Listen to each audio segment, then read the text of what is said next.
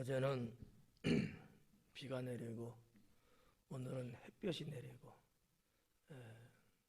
오늘 기온이 올 들어 제일 높대요.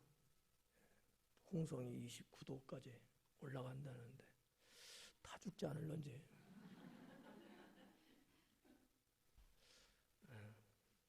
아침하고 기온차가 한 15도 이상 그렇게 난다고 예쁜 아나운서가 조심하래요.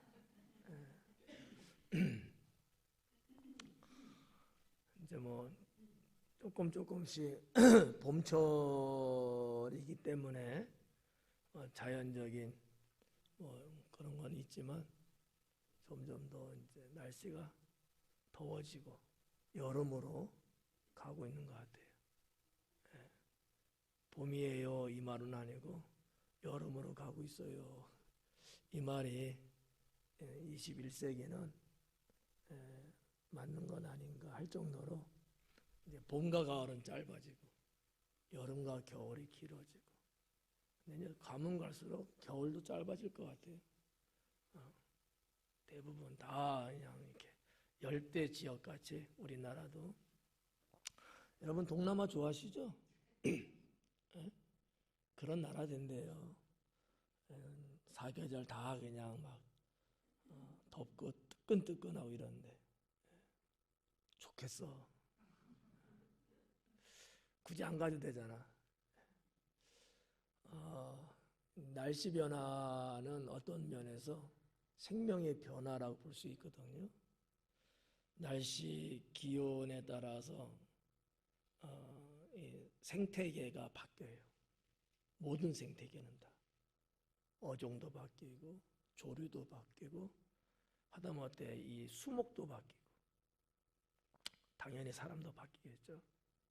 이런 어떤 변화에 너무 민감할 필요는 없지만 너무 또 무디게 살면 안 된다라는 거죠. 거기에 적절하게 반응하고 또 조절하고 그걸 또 잘 활용하면서 살아갈 수 있도록 하는 게 좋다고 생각됩니다. 자, 오늘은 18절부터 한 10절 정도를 보게 될 텐데 좀 내용이 많다면 많을 것 같아요. 그렇지만 또 한번 부지런히 가보겠습니다. 18절에 예수님께서 따로 기도하실 때에 제자들이 주와 함께 있더니 물어 이르시되 무리가 나를 누구라고 하느냐 그래요. 여기 18절에 보니까 예수님께서 이 기도하실 때 그래요. 예수님의 이 사역의 어떠한 그 흐름, 삶의 흐름, 삶의 어떠한 그 이 탭들, 그러니까 이렇게 무슨 얘기냐면 인생의 중요한 부분은 한 이렇게 듬성 이렇게 꽁충 뛰듯이 이런 어떤 탭이 이렇게 있어요. 이 특성이 아주 가만히 살펴보면 늘 기도는 하시지만 특히 주님이 따로 한적한 곳에 나가서 기도할 때는 어떠한 큰 이유, 목적 그런 것이 있을 때는 꼭 그러시더라라고 하는 거죠. 이게 예수님의 공생애를 좀 이렇게 자세히 한번 들여다보면 이런 좀 특성이 있더라고요. 지금도 여기 18절에도 예수님이 따로 나가서 기도하신다는 거거든요. 예수님은 언제나 이렇게 기도를 중심으로 사셨고 특히 중대사안 있을 때는 특별 기도를 하셨던 것 같아요. 우리는 어때요? 우리는 어떻게 해야 될까? 당연한지 기도하는데 특히 인생의 어떠한 일들이 예상될 때는 닥쳐서 말고 예상될 때는 특별한 기도를 해야 된다라는 거예요. 그냥 무감각하게 그냥 넘어가고 그냥 모르게 이러지 말고 뭐 대충 어느 정도 알잖아요. 언제 무슨 일이 있을 거다, 뭐 이런 거 있잖아요. 예를 들어서 뭐 언제 자식 결혼시킬 거다, 언제 뭐 집안에 애들이 뭐 이렇게 이런 일이 있을 거다, 뭐 학교를 갈 거다, 뭐 취업을 할 거다, 뭐 이런 여러 가지 어떤 가정사의 중대사들이 있죠. 그건 다 예상할 수 있는 거거든요. 그걸 놓고 특별한 기도의 시간을 가져야 된다. 왜냐하면 기도할 때 하나님이 함께 하셔요. 예. 이 말이 여러분 듣기에 어폐가 있을런지 모르겠지만 언제나 하나님이 함께 계신다라는 게 우리가 갖고 있는 신앙은 맞아요. 제가 지금 말씀드리는 거는 그런 어떤 암묵적으로 그냥 늘 함께 하신다 이 개념이 아니고 특별하게 내 삶을 또 뭐 내 가정을 나의 뭐 어떤 것들을 하나님이 특별히 간섭하시고 개입하시고 그런 어떤 은혜적인 측면에서 함께 한다는 개념이에요. 좀 그런 게 있잖아요. 여러분 가족끼리도 뭐 애들하고 늘 함께 살잖아요. 그렇지만 애들이 좀 몸이 좀 안 좋아 보이면 부모들의 행동이 어떻게 돼요? 좀 애들하고 더 친근하게 시간을 가져주려고 하고, 전에는 그래 뭐 알아서 해 이랬다가도 그럴 때가 되면 내 생활도 조금 절제하고 애들한테 초점을 더 맞추고 있는 시간을 더 가지려고 하잖아요. 이게 좋은 엄마야. 그러니까 우리 주님도 그런다는 거죠. 기도를 하는데 평상에 뭐 기도하는 거 뭐 다 하죠. 근데 그거 말고 그런 어떤 스페셜한 특별한 뭔가 있을 때는 예상될 때는 미리 특별 기도를 하면 하나님께서 그 함께 하시고 그 문제가 거뜬하게 문제가 되지 않도록 또 은혜를 베푸신다라고 하는 거죠. 이런 부분들을 우리가 예수님의 기도 모습에서 한번 생각해 볼 필요가 있다라고 생각되고요. 좀 넘어오면 19절에 대답하여 이르되 세례 요한이라고 더러는 엘리야라 더러는 옛 선지자 중에 한 사람이 살아났다 하나이다. 요 지금 제자들의 대답은 앞부분에서 봤던 그죠? 여기 지금 8절에도 나오잖아요. 7절 8절에 요 내용하고 똑같아요. 근데 똑같은 시간대 말한 건 아니에요. 제자들이 그런 부분들을 이전에 이미 했는데 예수님이 물어보니까 다시 생각을 하면서 했던 말을 그대로 또 한 거예요. 그러니까 똑같은 말을 그러니까 한 번 말한 것인데 두 번을 나눠서 기록한 게 아니고 두 번 한 거예요. 7, 8절에서도 했고 예수님이 여기서 18절에서 묻으니까 여기도 지금 제자들이 똑같이 대답했다 이렇게 보면 되는 거죠. 자, 그랬더니만 앞부분에서는 예수님이 침묵했어요. 아무 그거 없었어요. 그냥 누가가 있었던 상황을 쓰기만 한 거야. 근데 18절, 19절로 내려오면서는 그게 아니고 제자들의 그런 말을 했을 때 예수님이 거기에 대해서 말씀을 하시는 거예요. 이게 다르죠? 7절, 8절, 9절 여기에는 기록을 한 거로 보면 되고 18절 이후에는 제자와 예수님이 대화하는 내용이 기록됐다라는 거죠. 20절에 뭐라 하느냐면 예수님께서 이르시되 너희는 나를 누구라 하느냐 그래요. 베드로가 대답하여 이르되 하나님의 그리스도시니이다. 그러니까 마태복음이나 마가복음은 조금 누가복음의 개념은 조금 다르더라고요. 너희는 나를 누구라 하느냐 이건 다 똑같은데 누가복음에는 특히 이 부분을 좀 더 많이 강조하고 있는 것 같아요. 왜냐하면 물론 이제 마가복음도 로마인을 향해서 쓴 편지는 맞지만 누가복음이 이제 헬라인들을 향해서 이제 쓴 편지란 말이죠. 뭐 여러분들이 성경을 알고 있는 걸 놓고 보면 이것은 가이사라 빌립보라고 하는 그곳에 가서 있었던 사건이에요. 거기는 뭐 여로보암이 뭐 우상 제사를 드렸던 곳이기도 하고 느호보암이 또 뭐 거기에는 지역 자체가 헬라인들의 거주 지역들이에요. 헬라인들의. 그래서 그들이 신을 섬기는 그런 분위기가 돼 있는 장소예요. 또 판신이라고 또 있어요. 또 판신을 또 섬기는 주민들은 또 그런 또 장소예요. 그러니까 이게 우상으로 득실거리는 곳이거든요. 가이사라 빌립보라는 데는. 예수님이 그것을 물으신 것이 마태복음, 마가복음에 그렇게 나와요. 여기는 저기다 저기다 여기다 저기다 장소에 대한 말씀은 기록은 안 했는데 있었던 사건만 기록을 해서 누가는요. 너는 나를 누구라 하느냐 이렇게 하는 거죠. 저는 이 대목에서 예수님의 관심은 어디 있을까? 많은 사람들은 나에 대해서 뭐 이렇다 저렇다 말하잖아요. 죽었던 요한이 살아났다. 뭐 엘리야다. 옛 선지자 중에 한 사람이라 하더라. 이런 여러 가지 이야기를 한단 말이지. 이 얘기를 예수님도 들어서 알고는 있어요. 예수님은 무리들이 말하는 것이 중요하게 여기지 않아요.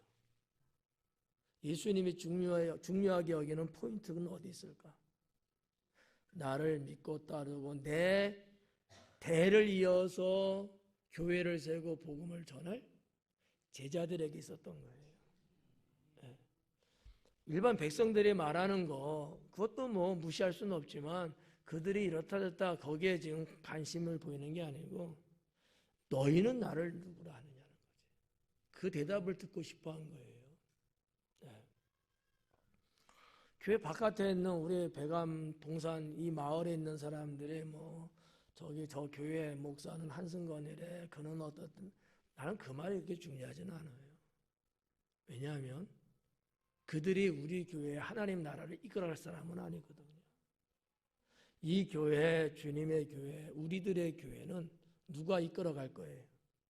여러분이 이끌어갈 거거든요. 저는 그렇게 보는 거지. 예수님의 이 사역과 딱 대조해 봤을 때 여러분의 목사가 중요하게 여기는 사람들은 과연 누굴까? 대통령일까요? 당진시장일까요? 아니에요. 교회를 사랑하고 섬기는 일꾼들이고 제자들인 거죠. 그러니까 우리 식구들이 우리 교회를 어떻게 보고 또 목사를 어떻게 이게 중요한 거지. 뭐 아무리 뭐 세상에서 난리치고 뭐 어쩌고 해도 그거는 그렇게 중요하지는 않아요. 무시하는 건 아니지만 핵심은 아니라는 거죠. 여러분 한 사람 한 사람이 우리 교회의 관점에서는 중요하다라는 거죠. 그래서 여러분은 예수님을 뭐라고 고백하고 있느냐라고 하는 거죠. 준비된 고백은 뭐 수많은 미사여구를 써갖고 그냥 좋은 말로 다 꽉 채울 거야. A4 용지 한 장이 부족해. 더 많은 것을 쓸 수 있어. 그거 말고 불현듯 갑자기 누가 뭐 물어보고 막 했을 때 바로 내 영혼에서 튀어나갈 수 있는 고백은 뭐냐라는 거죠. 이것은 평소에 내가 지니고 있던 것들이 나가는 거거든. 여러분 기도하시면서 기도문을 작성하고 때로는 어떤 글을 쓰고 뭐 이럴 때 이거는요 그냥 내 영혼 속에서 있는 게 탁 튀어나가는 게 아니거든. 만드는 거, 작성하는 거란 말이죠. 주님이 어느 날 여러분에게 너는 나를 누구라고 보느냐 이렇게 딱 물으면 주님 잠깐만요. 1박 2일 시간 좀 주세요. 이럴 수는 없잖아요. 그럴 수는 없잖아. 그러니까 그 어린 사무엘도 하나님의 음성이 들려왔을 때 처음에는 어려서 잘 몰라갖고 엘리 제사장에게 2번이나 찾아가잖아요. 근데 아니다, 난 너 부른 적 없다. 하나님이 부르시는 것 같다. 그리고 코치를 해요. 그래서 사무엘은 그 어린 나이에도 다음에 주님의 음성이 들리니까 여호와여 주의 종이 여기 있나이다 말씀하옵소서. 이런 고백이 툭 튀어나가거든요. 이게 신앙인 거예요. 그러니까 예수님께서 제자들에게 듣고 싶어 한 것은 바로 그런 것들이 아니었을까. 모든 사람은 다 뭐라 할지라도 내게 중요한 것은 나를 따르는 너희와 나의 관계. 이걸 이제 중요하게 이제 봤다고 저는 이제 생각되거든요. 예. 우리 뭐 봄 여행 갔다 왔습니다만은 뭐 식당 아줌마 아저씨 사장님이 나한테 맛있는 걸 하나 더 준들 내가 무슨 의미가 있겠어요 거기서. 그렇잖아요. 차라리 별것 아닌 것 같아도 우리 식구들하고 내가 놀아먹는 게 더 맛있고 즐거운 거지. 예, 그렇게 보는 거예요. 예, 그러니까 저는 이 부분을 상당히 공감이 가요. 공감이 가. 목사로서 그렇지. 나도 그런데 이런 공감이 가는 대목이에요. 그래서 제자들의 고백을 듣고 싶어하는 예수님의 모습을 여기서 좀 느낄 수 있고요. 베드로가 대답하여 이르되 하나님의 그리스도이시니이다 하니. 지금 마태 마가가 기록한 것과 누가가 기록한 것은 다르죠. 내용이. 앞부분에서 뭐라고 했어요? 주는 그리스도시요 살아계신 하나님의 아들이십니다. 근데 여기는 하나님의 그리스도이십니다. 달라요. 왜 달랐을까?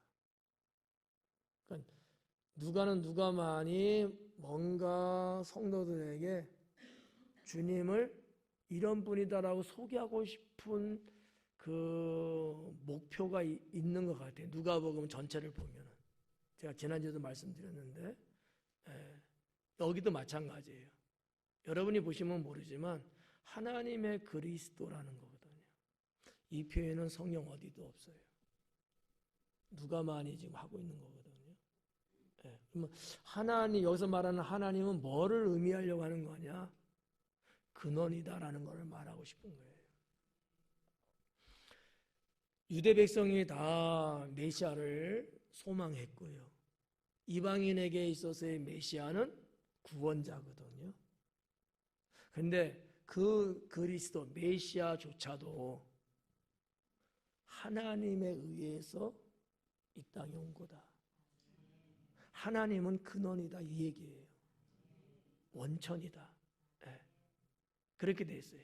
그래서 뭐 헬라어에도 그렇게 돼 있단 말이죠. 원어가 토테우 이렇게 돼 있단 말이죠. 소유격으로 돼 있어요.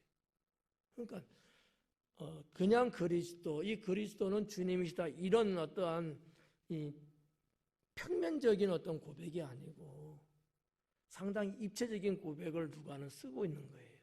하나님의 그리스도다. 하나님을 위한 그리스도 이런 개념은 아니에요. 멋을 위한 그런 건 아닌데 소유격을 써갖고 하나님에 의해서 이 땅에 온 그리스도라는 얘기예요. 이게 어떻게 보면 우리 기독교 신앙에서 상당히 중요합니다. 어떤 이단들은 우리가 보통 성부, 성자, 성령, 삼일체 하나님 말하잖아요. 근데 다 깎아내리고 무시하고 오직 예수. 지금은 이제 이런 게 거의 사라졌습니다만 1980년대에는 이 이단이 있었어요. 한국에. 오직 예수라고. 그러니까 무조건 오직 예수예요. 얼핏 들으면 어때요? 당연하죠. 당연히 오직 예수지. 그렇잖아요. 뭐 여러분들에게도 그런 신앙이 있을까? 분명히. 오직 예수지 뭐 다른 뭐 있나? 근데 거기에 맹점이 뭐야? 성부 하나님도 성령 하나님도 거의 주장 안 해요. 오직 예수님만. 그러면 성경을 이렇게 우리는 누가복음 보고 있잖아요. 이 예수님 메시아 그리스도는 홀로 독단적이고 홀로 발생한 거예요? 아니잖아요. 근원적으로 원천적으로 누가 있어요? 하나님이 있다는 거죠. 이게 어떻게 보면 초대교회 그 시대에 진리가 정리가 안 돼 있고 뭔가 갖춰져 있기 전이었기 때문에 교회마다 지역마다 흐르고 있는 어떠한 비진리적인 부분들이 쭉 있죠. 예.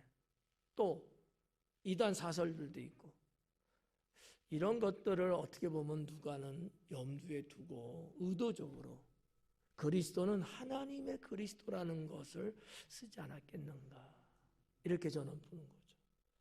이렇게 말할 수 있는 이유는 2000년 전 예수님이 활동하는 그 시대의 배경이 뭔지를 아니까 그 시대에 예수님에 대한 복음은 전파됐지만은 정리정돈도 안 되고 체계도 잡히지 않고 오히려 우후죽순처럼 이단들이 횡행했던 시대였다는 것을 저는 알고 있으니까 역사적으로 고고학적으로 그런 생각을 해보는 거예요. 그래서 누가가 이렇게 표현한 것은 아닐까라는 거죠. 아무래도 그러지 않겠어요? 우리가 사는 지금도 만약에 뭐 우리 주변에 또 우리가 살고 있는 이 시대에 어떤 A라고 하는 이단의 사설이나 뭐 그런 어떤 움직임이 많다면 제가 그 부분을 좀 커버하려고 여러분에게 거기에 대한 잘못된 것이나 등등을 더 이야기할 거 아니에요. 그래야지만이 성도들이 구별할 수 있게 되니까 그런 개념이 아닐까 이렇게 생각할 수 있습니다. 그렇지만 여러분에겐 그다지 중요하지 않죠. 근데 상당히 중요한 거거든요. 진리를 지키고 내 영혼을 지키기 위해서는 이제 신학에 해당되는 내용이지만 상당히 중요하다. 그러니까 신학은 뭐냐? 신앙을 지켜줄 수 있는 게 신학이에요. 그러니까 신학이 없으면 신앙은요 그냥 저 재래시장에서 떠도는 장사꾼의 소리가 들 정도라고 말해도 좀 조심스러운 표현이지만 그럴 수 있다는 거지. 왁착지껄하는 거. 그런 거야. 그러니까 인체로 말하면 신앙은 이 살과 같아요. 신학은 뼈와 같은가 뼈. 나를 지탱해 줄 수 있는 뼈. 신앙은 그 뼈 사이사이에 살 있잖아요. 메꿔주는 거지. 그래서 신학과 신앙이 둘 다 있어야 되거든. 이래야지 건강한 이제 신앙생활이 가능해져요. 그러니까 한국 교회의 맹점 중에 하나가 뭐냐? 신앙은 좋아요. 근데 신학들이 없어요. 맨날 믿어 그랬지. 뭔지를 모르고 그냥 그러다 보니까 이단들도 많고 이단에 넘어가는 사람도 많고 거짓부렁 같은 아주 해괴망측한 사람들 우리나라에도 많잖아요. 저 서울 강남구 서초동 일대 거기만도 자기가 예수고 하나님이라는 사람이 42명이 넘어요. 그것도 옛날에. 지금 뭐 더 새끼를 낳아서 더 많을런지도 모르지. 그 왜 그런 데 넘어가느냐? 신학이 없어서 그래요. 주의종들도 신학이 부족하면 이단에게 넘어가요. 모르니까. 신앙은 산에 올라가서 비나이다 신령님께 비나이다 이것도 신앙이 하나야. 그런 게 될 수 있다는 거지. 그러니까 우리 교회는 신앙도 신학도 말씀도 성령도 이게 같이 있어서 중심을 잡아주면 이단에게 뭐 여러분들이 넘어갈 이유도 없고 흔들릴 필요도 없고 그렇게 된다는 거죠. 누가는 저는 그런 맥락에서 조금 독특하게 보는 거예요. 21절에 경고하사 이 말을 아무에게도 이르지 말라 명하시고 이 이유는 여러분이 다 알고 있죠. 이제는 다 말씀 안 드려도 되죠. 22절에 이르시되 인자가 많은 고난을 받고 장로들과 대제사장들과 서기관들에게 버림받아 죽임을 당하고 제3일에 살아나야 하리라 하시고 이렇게 돼 있는데 자, 여기 보면, 자, 인자는 예수님입니다. 이게 구약 사상이에요. 메시아는 인자로 표현했어요. 특히 다니엘서에 많이 강조된 부분인데, 많은 고난 받고 장로가 나오고 대제사장 나오고 서기관이 나와요. 근데 장로는 많아요. 서기관도 여럿이에요. 근데 대제사장은 딱 한 사람인 거예요. 근데 여기 대제사장도 대제사장들과 복수를 썼어요. 딱 한 사람인데 대제사장은 왜 그랬을까? 이거는 이거예요. 지금은 한 사람인데 대제사장을 역임한 사람들이 있어. 죽으면 좋을 텐데 안 죽고 있어요. 그렇잖아. 왜냐면 무슨 대제사장 한 번 하면은 수십 년 막 이렇게 하는 게 아니니까 전임들이 있어. 전임들. 그 사람들까지도 다 예수님을 핍박하고 모함하는데 같이 힘을 보탠 거예요. 그래서 누가뿐만은 아니지만 대제사장이라고 하는 직분을 갖고 있는 것은 언제든지 딱 한 사람이에요. 나머지는 그냥 제사장이야. 대제사장, 그다음에 제사장 많고. 근데 대제사장들하고 여럿이 있다고 하는 표현은 그런 것 때문에 여전히 대제사장이 있는 거야. 때로는 아버지. 근데 끝났어. 아들이 이제 대제사장 됐어요. 둘인 거야. 근데 전임, 현재 이런 거. 그래서 이제 대제사장들 이렇게 표현한 거죠. 자, 이분들에 대해서는 별도로 제가 설명 안 합니다. 왜냐하면 예전에 다 해드렸어요. 이거 다 하려면 시간도 안 되니까.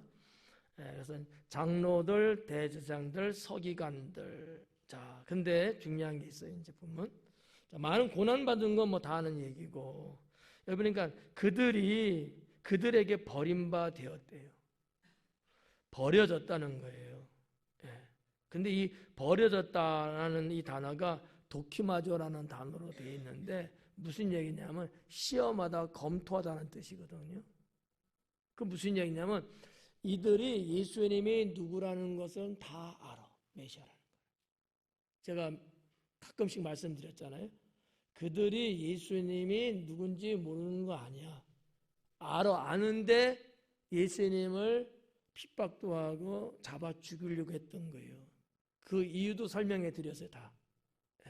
자기들의 어떤 지위나 자기들의 유익이나 자기들의 어떤 미래에 대한 거나 이런 것들이 위협받고 여러 가지 그러니까 예수님이 없어야 돼. 그래야지만 자기들만의 세력을 확장하고 부귀영화를 누리고 갈 수 있거든요.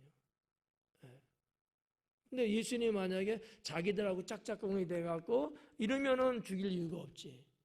자기들의 행위를 너무나 빠삭하게 하시고 예수님이 거기에 대해서 말씀을 하면서 다구치고 있는 거야. 근데 이 말을 백성들이 듣고 있단 말이에요. 그래 얼마나 뜨끔뜨끔하면서 껄끄럽겠어요. 빨리 죽여버려야지. 그렇잖아. 여러분 김정은한테 뭐라 그래봐요. 안 죽이나. 당장에 죽여버리죠. 살려두겠어요? 안 살려둔다니까. 그런 것 같은 거예요.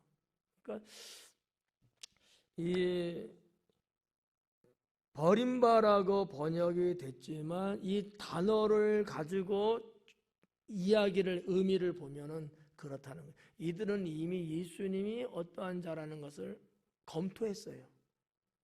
조사를 했단 말이야. 그래서 알아. 그러면서 그 죄를 지은 거죠. 모르고 몰라서 했다면 죄가 더 가볍겠지만 알면서도 하나님 앞에 죄를 짓는 일을 이렇게 작당을 한 거예요.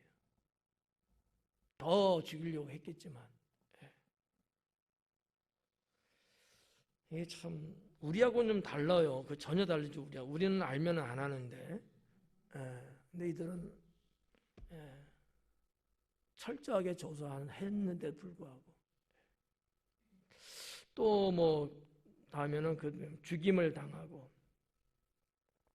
그 다음에 살아나야 하리라 하시고 이제 이런 말씀이 쭉 되고 23절에 중요한 것만 지금 다루는 거예요. 또 무리에게 이르시되 아무든지 나를 따라오려거든 자기를 부인하고 날마다 제 십자가를 지고 나를 따를 것이니라 그래요. 여기 23절에는 제자도 세 가지를 기록을 했어요. 제자도 세 가지. 제자는 이래야 된다. 세 가지예요. 첫째는 뭐냐? 자기를 부인하고. 자기를 부인하래요. 이 자기를 부인하라는 것은 무슨 얘기냐면 한 두 가지만 설명하면 나라는 존재, 자기 존재를 잊어버려라. 나라는 존재를 알고 있고 드러내려고 하지 말라는 거야. 이 부인의 개념이 그런 거예요. 부인하라는 거. 거절하라 뭐 이런 거거든요. 없는 셈 쳐라 뭐 이렇게 볼 수도 있는 건데 이거를 좀 더 학문적으로 보면은 자기 존재를 그냥 잊어버려라는 거야. 내가 누구지? 치매 걸려서는 아니에요. 치매 때문에 그런 게 아니고 의도적으로 내가 주님을 따르는 제자가 되려면 주님 앞에 나라는 존재를 내가 잊어버려야 돼. 내가 자꾸 살아나서 문제거든요. 그래서 내가 자꾸 주인 되려고 하고 내가 자꾸 일어나갖고 조금만 뭐 하면은 기분 나빠 하면서 A, B, C, D 막 하고 그런단 말이야. 이건 제자가 될 수 없어요. 이 사람은요. 나를 깡그리 잊어버려야 돼. 그게 첫 번째. 두 번째는 나의 관심사를 버려야 되는 거예요. 여러분 관심사 있어요? 없어요? 있죠. 그거 갖고는 주님 제자가 될 수 없다는데 어떡하죠? 그거 버리래요.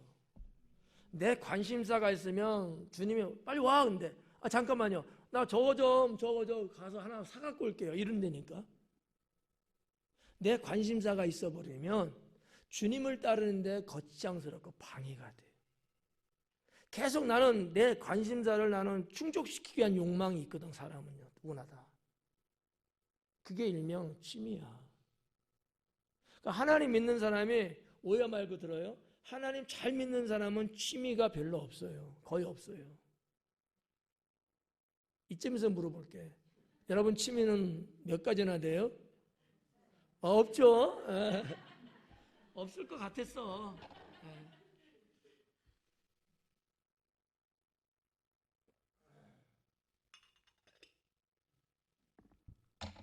제가 말씀드렸잖아요. 저도 어릴 때부터 이것저것 취미, 좋아하는 거, 잘하는 거 상당히 많았거든요. 별별 걸 다. 스포츠는 스포츠, 예술이면 예술, 뭐 할 것 없이. 근데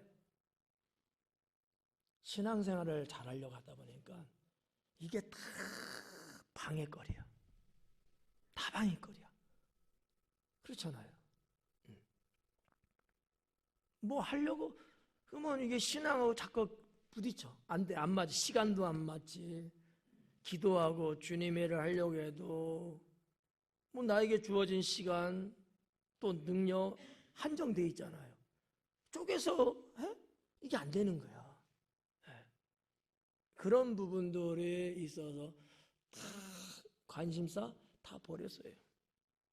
나의 관심사. 사람도 좋아하는데 사람들도 다 버리고. 내가 이제는 살아가는 게 이 사람들밖에 없는 거야. 이 사람들밖에.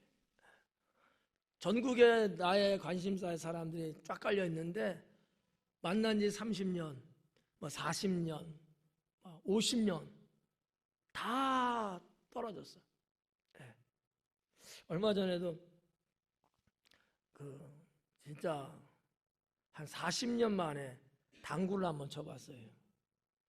이런 말 해도 되나? 우리 예성이하고 당구도 한번 쳐봤는데 잘 안 되더라고. 40년, 42년 만에 22살까지 치고 안 쳤으니까 안 나와. 그래서 조금 몸이 좀 이렇게 몸이 좀 느끼는 게 있어갖고 쿠션이 좀 잘 들어갈 때가 있더라고. 그러니까 우리 아들이 아빠 옛날에 좀 하긴 했네요 그러더라고. 이만큼 했었지. 근데 신앙생활에 도움이 안 돼. 물론 사람들하고 교제하고 사교성이 있고 뭐 이런 건 좋아요.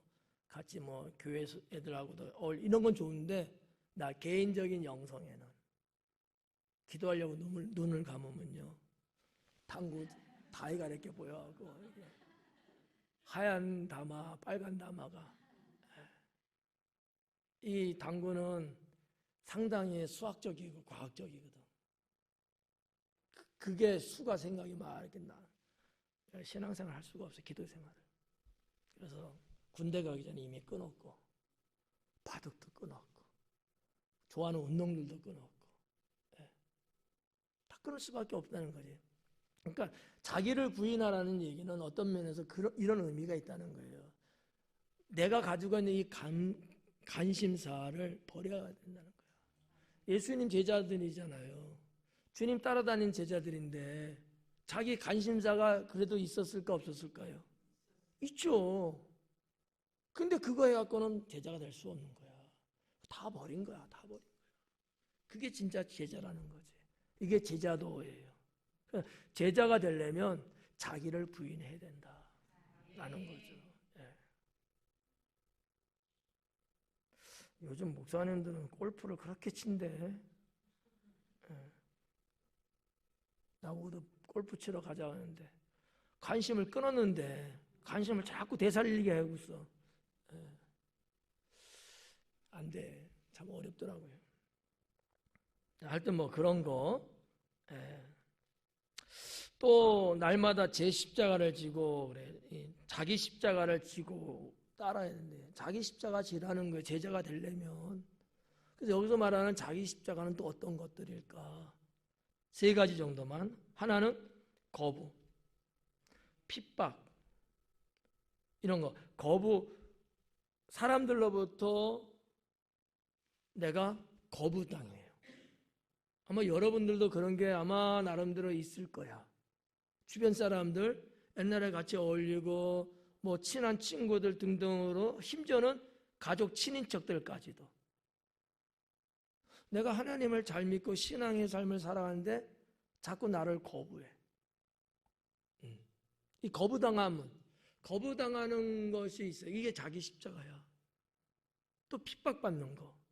이거 당하는 거 이상히 여기면 안 돼. 그게 나의 십자가를 내가 지고 가는 거예요. 근데 안 당하려고 하잖아요. 예, 거부 안 당하려고. 아, 무슨 소리야? 나 같이 어울려. 막 이러는 거지. 그래서 그들의 비율을 맞추고. 그러다 보니까 어때요? 신앙의 어떤 시간과 공간을 뚝 쪼개서 그렇게 그냥 사람들과 이렇게 세상적인 쪽에 보내야 되잖아. 이런 것들. 그러니까 거부당하는 거, 핍박당하는 거, 사람들로부터, 세상으로부터 이거를 내가 받아들이는 거야. 당연하게. 이게 십자가 지고 가는 거예요. 더 심각한 게 뭐예요? 죽는 것. 죽는다 할지라도 내가 받아들이는 거. 이게 십자가. 왜냐하면 십자가의 개념의 최고는 죽음이거든요. 십자가는 죽음의 상징이에요.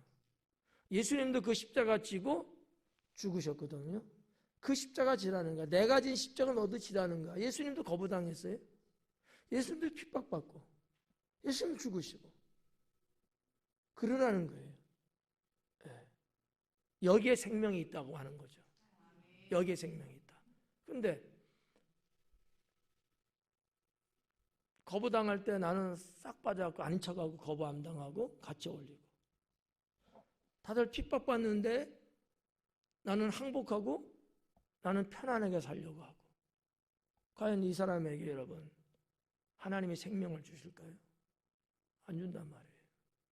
그러니까 자기 십자가를 지고 그거야. 뭐 남이 하는 거 내가 굳이 가서 그럴 필요는 없는데 내가 하나님 믿음에 살아가는 데 있어서 때로는 아무 이유도 없는데 내가 거부당하는 경우 있단 말이에요. 핍박당하는 경우도 있고 나를 죽이려고 모함하는 경우도 있잖아요. 이것을 이상하게 여길 필요도 없고 그런 해를 받지 않으려고 몸부림치면서 주님을 부인할 필요가 뭐가 있냐는 거지. 이해가요? 네. 그 얘기예요. 그 얘기. 또 나를 따를 것이니라 그래. 나를 따를. 이 나를 따를 것이니라 이렇게 말했는데 이 단어만큼은 현재 시제를 썼어요. 무슨 얘기냐면 지금 따르는데 따름이 계속 끊이지 않고 앞으로도 계속 따를 거라는 거지. 이게 제자라는 거지. 어느 때 따르고 어느 때 안 따르고 이거는 제자로서는 아니다. 제자는 어떠한 일이든지 간에 변함없이 계속해서 따르는 거다. 이게 제자라는 거예요. 예. 좋을 때는 따르고 힘들고 안 좋을 때는 안 따르고 어디 간지 없어졌어. 이거는 제자가 아니라는 거죠. 예. 좋을 때나 안 좋을 때나 기쁠 때나 슬플 때나 편안할 때나 고생할 때나 변함없이 주님을 따라가는 거예요. 이게 제자다. 이런 내용들을 볼 수 있는 거죠. 그래서 24절에 보니까 누구든지 제 목숨을 구원하고자 하면 잃을 것이요. 앞에서 말하는 제자도 세 가지. 이런 거 없이 하려면은 자기 목숨을 구원하려고 한 거잖아요. 그는 근데 구원하지 못하고 오히려 잃어버린다는 거지. 근데 반대로 나를 위해서 제 목숨을 잃는 자는 구원을 받는다는 거예요. 그래서 23절과 24절은 이렇게 연결되어 있는 거고 그 이유를 설명하고 있는 거고요. 이 제자의 결과가 뭐냐? 구원을 나는 개인적으로 받고 또 하나가 있는데 그게 뭘까? 다른 이들을 구원시킬 수 있는 것. 나도 구원받고 다른 이들도 구원시키고 이게 제자가 갖게 되는 결과예요. 그래서 이 주님을 따르는 제자는 하나님 나라에서 멸류관을 받는 거죠. 예수님의 12 제자들 이들은 이제 이 길을 그냥 걷는 거잖아요. 이 길을. 자기 목숨을 살리고 싶은 인간적 욕망이 있는 가룟 유다는 결국 구원을 못 받은 그런 길로 가버렸잖아요. 나머지는요. 죽을 걸 아는데도 가는 거예요. 그러니까 그는 구원받고 그들을 통해서 많은 영혼들이 주님께 돌아오고 구원받게 됐고 이런 내용을 누가는 기록하고 있습니다. 25절 말씀에 보니까 사람이 만일 온 천하를 얻고도 자기를 잃든지 빼앗기든지 하면 무엇이 유익하리요. 이게 이제 계속 연결되는 거예요. 자, 얻는 문제와 뺏기는 문제 두 가지 문제를 다 기록을 했어요. 26절에서 25절에서 사람이 만일 온 천하를 얻고도 온 천하를 얻었대요. 이 얻고도라는 이 얻다라는 게 이게 무슨 얘기냐면 이런 거예요. 재물, 부귀, 성공 이런 등등을 추구해갖고 그걸 막 해갖고 쟁취했다는 의미예요. 그게 얻다라는 단어예요. 온 천하를 얻으려고 그렇게 했다는 거야.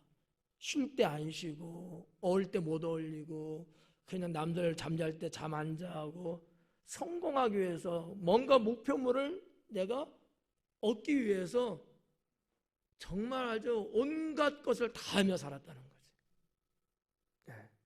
근데 뭐라 그래요? 그렇게 얻었는데 자기를 잃어버리든지 뺏긴다면 그게 무슨 소용이냐 이거지. 목표하는 거, 희망하는 거, 소망하는 거 그런 거 그래 그렇게 고생하면서 얻었다고 쳐.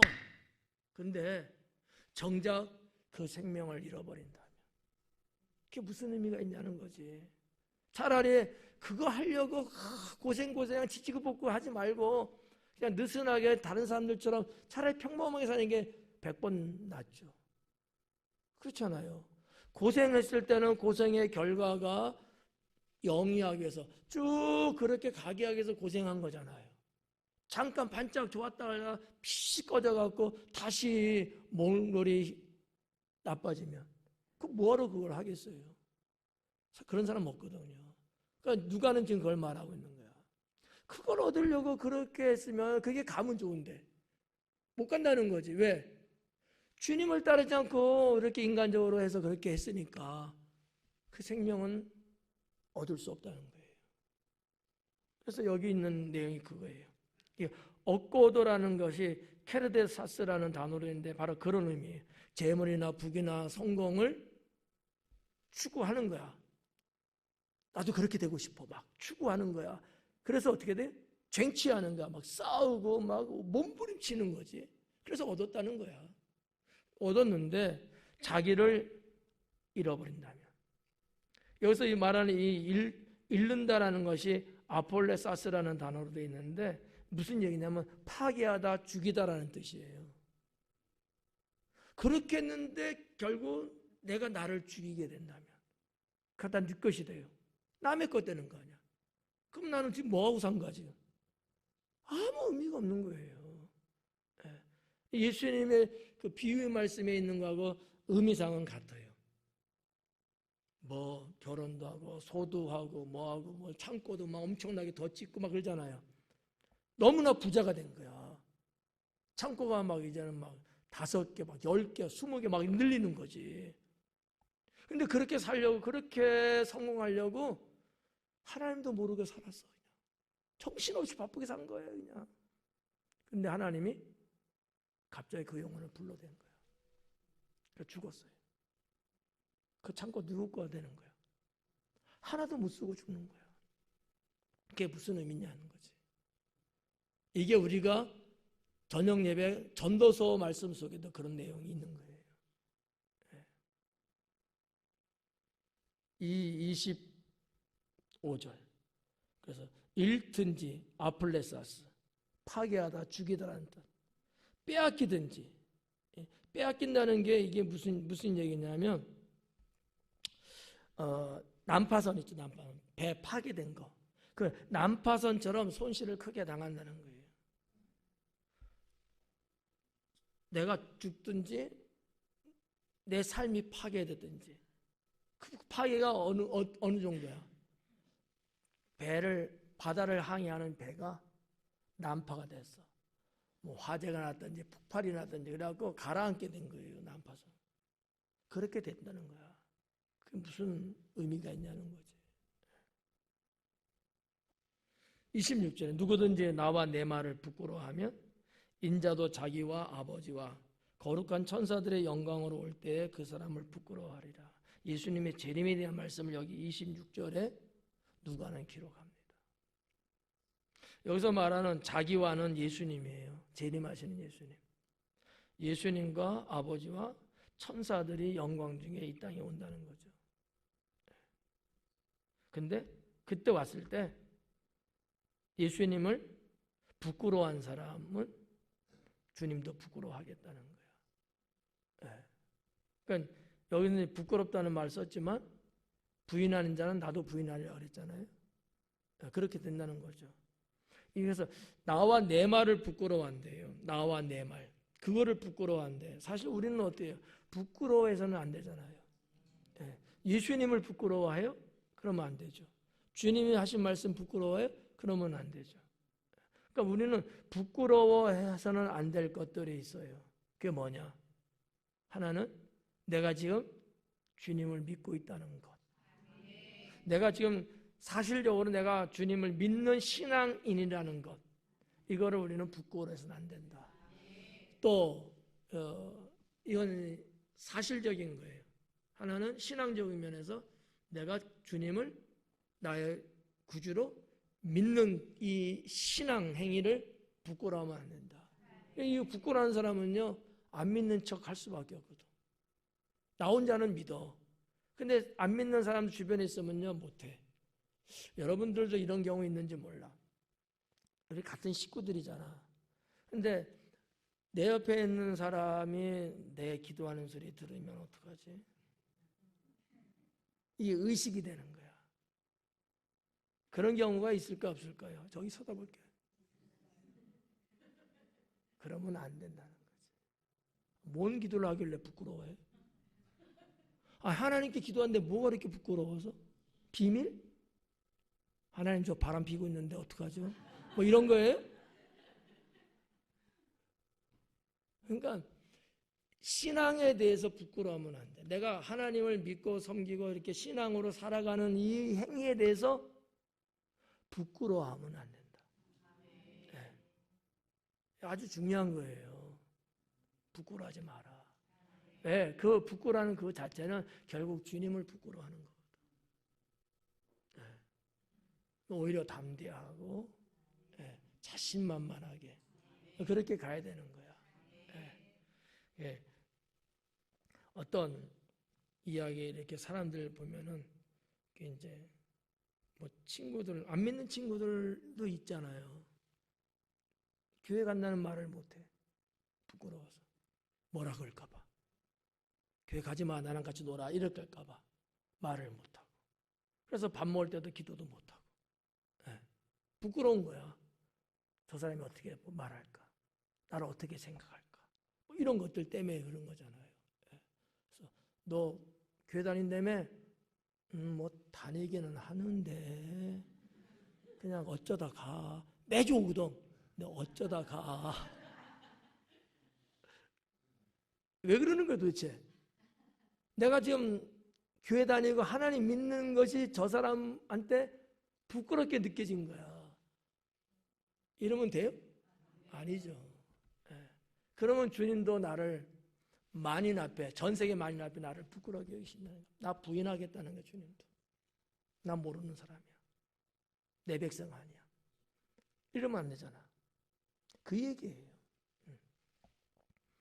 또 이거 여러분의 삶에 이제 어떨지 모르겠는데 우리 믿는 사람들이 조금 잘못하고 있는 것 하나 이런 게 있어요. 성도가 삶을 혹시 실패했을지라도 그걸 부끄러워하면 안 돼. 저 사람 잘 믿는데 근데 뭔가 잘 안 돼. 이런 것들을 내가 이렇게 보면서 내가 저 사람에 대해서 부끄러워하면 안 돼. 그 사람 하나님 잘 믿는 것을 그대로 인정을 해야 돼. 부끄러워하면 안 돼요. 그런 경우 있단 말이야. 나 부끄러워. 그 사람 왜 그런지 모르겠어. 이럴 수 있잖아. 그러면 안 된다. 그건 하나님을 부끄러워하는 것이다. 왜냐하면 생각해봐요. 세상의 논리나 판단은 뭔가 겉으로 드러나고 막 이렇게 막 해야지만이 성공하고 잘된 거라고 보잖아요. 근데 하나님을 잘 믿어도요. 가난할 수 있고요. 실패할 수도 있고요. 병 걸릴 수도 있고요. 이 세상 사람들이 겪는 일을 다 겪으며 살 수도 있어요. 근데 생각을 좀 바꿔봐봐요. 그런데도 불구하고 저렇게 하나님을 잘 믿어. 훌륭하지 않아요? 아니 하루 밥 한 끼를 먹으면서 그렇게 쩌든 가난 속에 살면서도 불평안하고 찡찡거리지 않고 그래도 신앙생활 너무나 잘하는 거야. 나는 자랑스럽던데. 그 사람 가난한 게 부끄러워 보여요? 그러면 안 돼요. 저는 이 말을 꼭 드리고 싶은 거야. 성도들의 삶이 뭐가 되든지 간에 내가 그를 판단할 게 아니고 나는 그를 부끄러워하면 안 된다. 아는 거죠. 오히려 그럼에도 불구하고 믿음으로 살려고 하는 거 오히려 자랑스럽고 용기를 주고 칭찬해주고 막 이래야지. 이제 나 같이 못 놀겠어. 이러면 안 된다라는 거지. 그럴수록 더 토닥거리고 더 품고. 그래서 뭐 다양한 내용들이 있는데 하여튼 그렇게 지금 현재 사실성적인 거 이거 부끄러워하지 말자. 신앙생활하고 있는 그 자체에 대해서 우리가 부끄러워하지 말자. 성도의 삶이 내가 볼 때 뭐가 어떻게 되든 간에 그 성도의 삶을 신앙을 부끄러워하면 안 된다. 만약에 그래도 된다면 나는 여러분 다 부끄러워. 내 마음에 안 들어. 다 부끄럽다니까. 근데 제가 부끄러워 안 하잖아. 그렇다는 거예요. 우리가 주님 안에서 오히려 세상의 어떤 기준을 갖고 신앙의 기준으로 삼지 마라.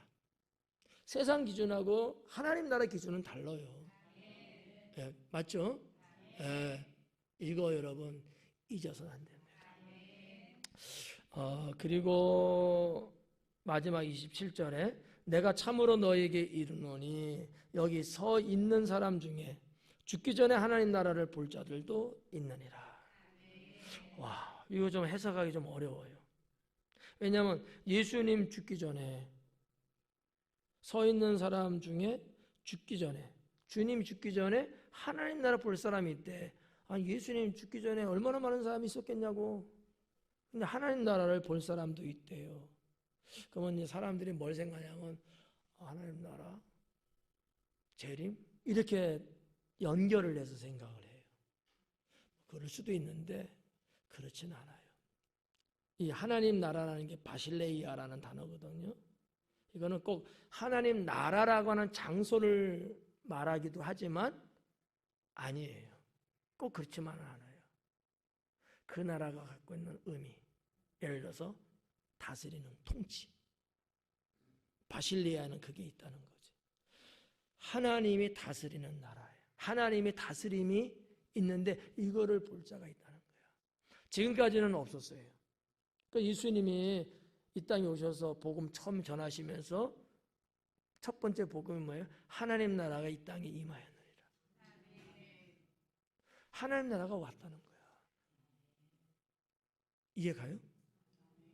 네. 이거를 근데 사람들이 눈이 어두워서 영의 눈이 어두워서 못 보고 있는 거예요. 근데 예수님을 만나고 예수님 진리 말씀을 믿음으로 영의 눈이 떠면서 하나님이 세상을 다스리고 우리가 말하고 있는 섭리하시는 역사하는 것들을 이제 보기 시작하는 거예요. 그들은 그런 자들이 있다는 거야. 또 하나는 예수님은 이미 승천한 후지만 성령이 이 땅에 와서 다스리는 거예요. 우리는 어떻게 보면 거기에 또 해당되죠. 하나님의 성령이 우리로 하여금 임재하고 우리가 살아가잖아요. 그러니까 우리는 이 땅을 살아가지만 실상은 하나님 나라를 사는 거야. 근데 우리는 서로가 보잖아, 그걸. 이런 의미. 그래서 이 바실레아라는 이 하나님 나라는 그런 거예요. 하나님이 다스리는 통치하심. 또 하나님의 어떤 주권. 하나님의 주권이 뭐예요? 하나님 거라는 거. 온 세상은 다 하나님의 것이다. 이런 주권을 볼 자가 있다. 왜냐하면 뭐라 그랬어요? 사탄이 공중권세 잡고 다스린다 그랬어요. 그날이 오기 전에는. 주님이 이 땅에 오셔서 하나님 나라가 임했다 그랬잖아요. 그다음부터는요. 누가 주권? 하나님이 주권인가? 내 생명을 누가 다스려요? 하나님이 다스리는 거예요. 이런 의미라는 거예요. 그러니까 이 단어 하나를 잘못 만약에 해석하면은 뭐지? 안 맞아요. 그래서 좀 이런 부분들, 그래서 하나님 나라를 볼 자도 있느니라라는 것은 꼭 장소에겐 죽으면 가는 천국 그게 임한다 이렇게만 보지 말고 하나님의 주권으로서 다스리는 그런 통치하시는 임재하셔서 이제는 우리와 함께 하시는 이런 광경, 이런 영적인 것들을 보게 된다. 이렇게 의미를 부여하면 틀림없습니다. 네, 그래서 오늘 27절까지 살펴보았습니다. 기도합니다.